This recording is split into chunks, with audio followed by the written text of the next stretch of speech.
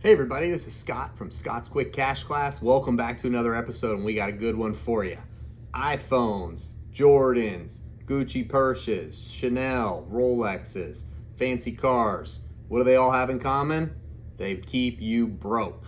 So we're going to talk about how to stay out of debt from status symbols, right? So, or flex, right? When we flex our imaginary paychecks or our bank accounts so that our friends or people we don't even know can be impressed by us, right? I've done it. We've all done it. So go over a few things that maybe some interesting statistics, and then also, some actionable items to maybe get out of that. First, I'd like to start you off with a story. So this wasn't that long ago. It was probably about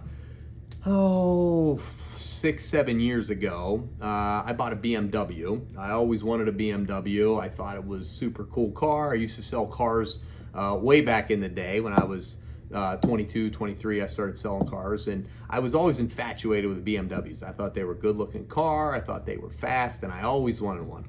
Well, finally I got to the point in my life where I had a little bit of money saved up. I had a pretty good job, so I had steady income there, and didn't have any other car payments, so I wanted a BMW.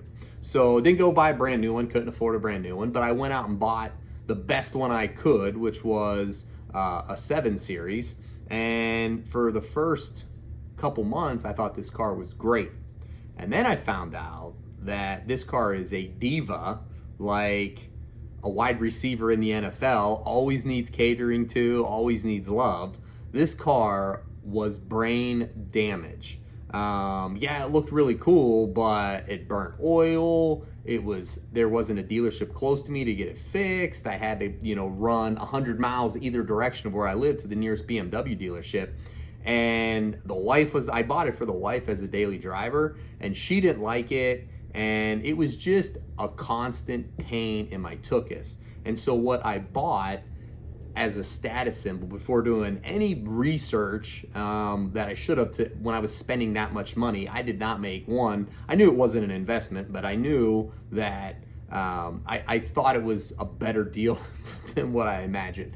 But I mainly bought the car because I wanted to impress people and say, hey, I'm here, I arrived.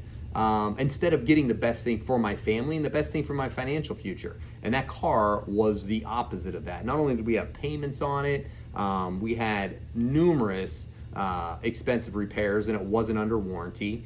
And all it did was just drain my bank account, cause friction between me and my wife, which you can't put a dollar number on that. You obviously don't want a vehicle coming in between you and your significant other. But insurance went up. Everything was more expensive on this thing.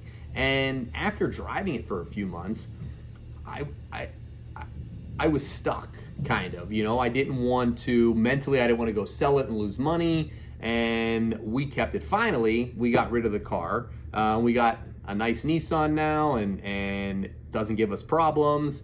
And so my point is, I was definitely not buying that car because it was best suited for me, and I really financially didn't have the money to support it at the time. I thought I did, but I did not. So let that be a lesson of warning to you. But here are a few interesting statistics.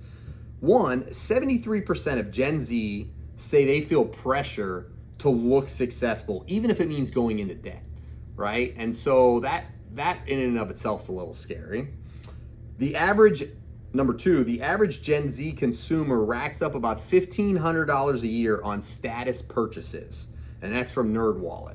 Now, status purchases can be a few different things: watches, bags, shoes, but clothes. Obviously, it's not a car, because $1,400 isn't by much of a car. But the point is, you're buying things to impress other people, not necessarily because you want them.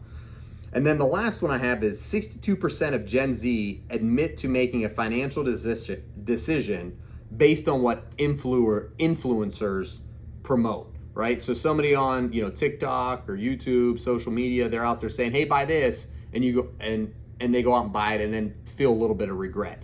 We've all been there. We've all bought those things. Back in my day, it was as seen on TV. You know, it was always something cool on there. But the point is, we all feel societal pressure, or we feel family pressure, or we don't feel like we've done enough. So we need something extreme, something else to give us that dopamine hit and prove to everyone else our worth. And I was watching Dave Ramsey the other day, and he said one thing that really stuck in my head. And he goes, people will never be financially successful until they stop caring what other people think. And when I sat down and actually thought about that, I said, he's got a point there, because when I look at my own financial success, it was really when I started not caring what anybody else thought. I had a goal, I had a plan, and I was going to do that plan no matter what somebody else thought, because I knew this plan worked. I had faith in it, and the people that had done it before me were successful. So that's why I quit caring what people thought. You know, I shop at Walmart. I drive a 20-year-old Chrysler. I've got a 20-year-old Lincoln Navigator, but I don't owe any money on it. And that makes me feel good at night when I sleep, because when I see people driving around in $60,000, $70,000 rigs, I know at some level they're married to that car or that vehicle, right? And that's something that I don't want. I want freedom, right? Because that's what this is all about. So here are 3 things that can help you get there, right? 1, audit your last 30 days of spending. Go down through your bank statement or your debit card, if anybody still gets bank statements that they look at. Log online, look at your credit card, look at your checking account, and see which purchases in there made sense, maybe were a flex, or, you know, really something you didn't need. See how much money you could have saved last month.